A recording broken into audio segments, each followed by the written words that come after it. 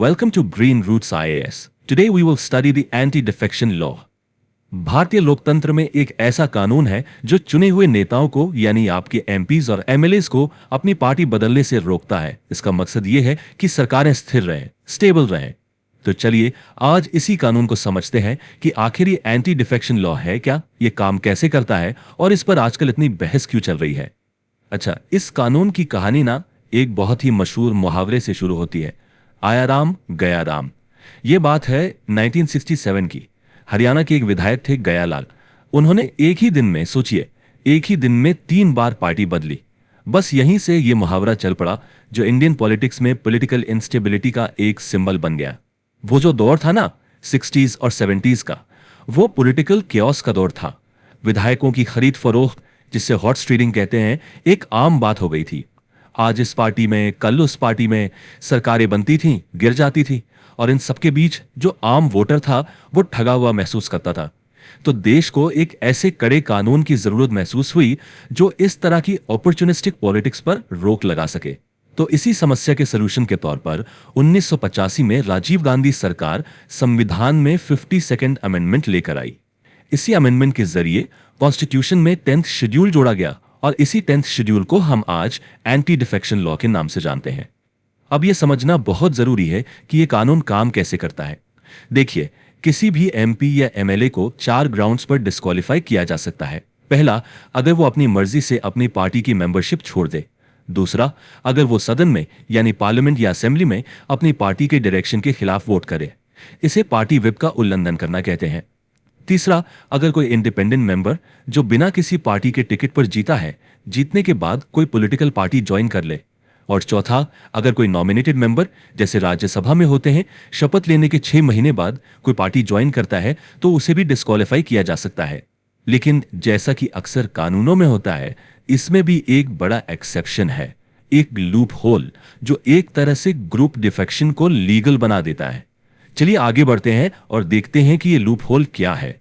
देखिए, जब ये कानून 1985 में आया था तो इसमें एक स्प्लिट का प्रोविजन था। मतलब अगर किसी पार्टी के 1/3 यानी 1/3 सदस्य अलग होकर एक नया ग्रुप बना लें तो उन पर यह कानून लागू नहीं होता था। लेकिन 2003 में 91st अमेंडमेंट से इस स्प्लिट वाले प्रोविजन को हटा दिया गया, कानून को और सख्त कर दिया गया। अब सिर्फ एक ही कंडीशन में बचा जा सकता है, मर्जर की कंडीशन में। और इसके लिए जरूरी है कि किसी पार्टी के कम से कम 2/3 सदस्य यानी 2/3 सदस्य किसी दूसरी पार्टी में शामिल हो जाएं।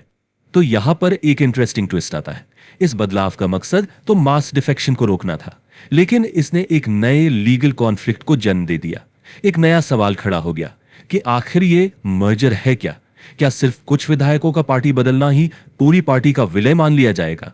और सारा कानूनी सवाल इसी एक शब्द पर टिका है, मर्जर। तो विलय किसका? क्या सिर्फ लेजिस्लेटिव पार्टी का?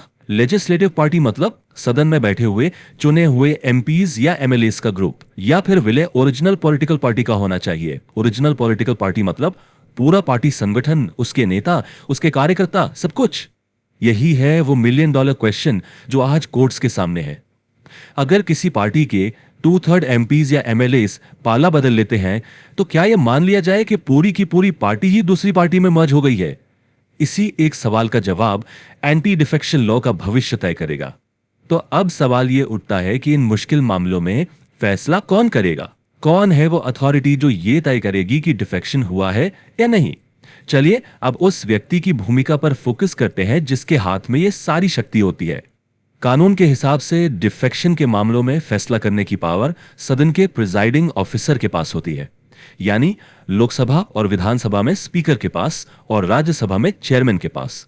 इसके पीछे सोच ये थी कि फैसले जल्दी होंगे और मामला कोर्ट कचहरी में नहीं अटकेगा।